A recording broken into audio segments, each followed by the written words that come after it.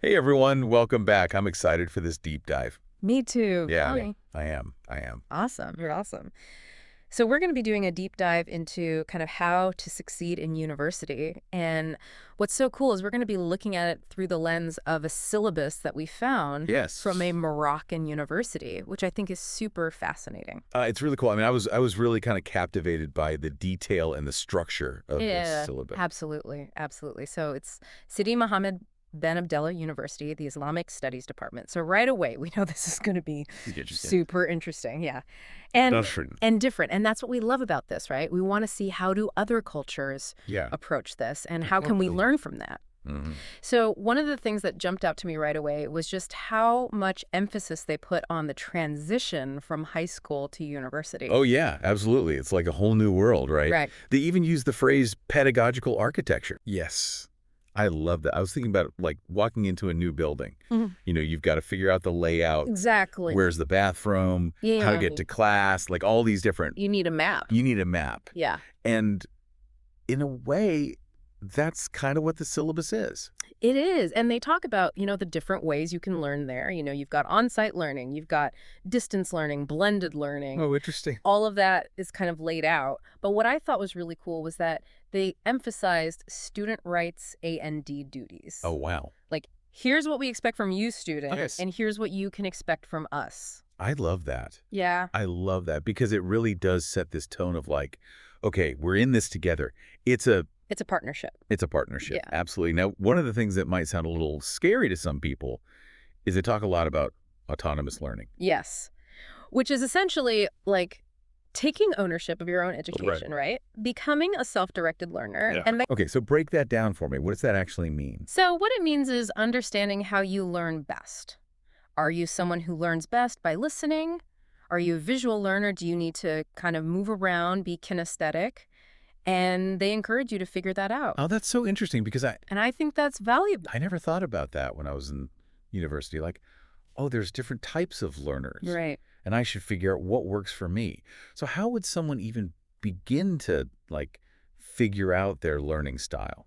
Well, I mean, there are lots of resources out there. You can take, quizzes online. You can sort of pay attention to how you study best. Like, if you find that you remember things better when you see them visually, maybe you're a visual learner. And then you tailor your study habits to that. So if you're a visual learner, maybe you're using mind maps, you're drawing diagrams, you're color coding your Well, it notes. makes so much sense. If you're more auditory, you're recording lectures, you're listening back to them, maybe you're studying with a friend and you're discussing things out loud.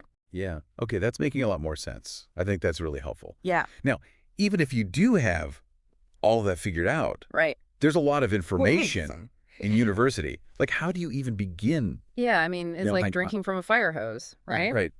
And the syllabus talks about that, right? Like chapters 3 and 4. Absolutely. And they give a really nice structure for managing that information. So it starts with, using search engines effectively. Uh-huh. We Oh, all so cool. we Yeah. all Google. We all do it. But it's not just about Googling, it's about evaluating the sources that you find. Right. Critically thinking, is this a good source? Selecting the information that is really relevant Okay. and then organizing it. And they actually talk about mind mapping, again, as a tool for doing that. It's so interesting Mm. because it's almost like taking this raw data and then turning it into something, Refining it. refining it, yes, into like a valuable product. Exactly. And they talk about different techniques for that. They do. They talk about reformulation, which is putting things in your own words. Oh, that's a good one. They talk about memorization techniques. They talk about schematization, which is just a fancy way of using diagrams and charts to visualize information. That makes sense. Yeah. And I think all of that is so crucial because, It is. the goal is not just to memorize for the test, but to really understand. Right. And to actually be able to use that information in a meaningful way. Yes. Yes. And what's fascinating to me is they connect this idea of academic success to problem solving. Yeah. Like there's a whole section on like how to approach. I know. It was so Actually, I'm problem gonna look solving. back here. Tell me a little bit about that. So they actually have this step-by-step approach. It's like first you identify and choose a problem. Okay. Then you think of all the possible solutions. Then you evaluate the different solutions. You choose the best one, and then you make a plan of action. It's very structured. I love that. It's so practical. It is. Because even thinking back to like my university days, just choosing a research topic Oh my gosh. Yes. felt like a huge problem. And this would have Absolutely. been so helpful. Been a great framework. It would have, absolutely. And it's all, again, about critical thinking, Yes. right? Which they really emphasize, and they use this term I hadn't really heard before, coherence of reasoning. Yes.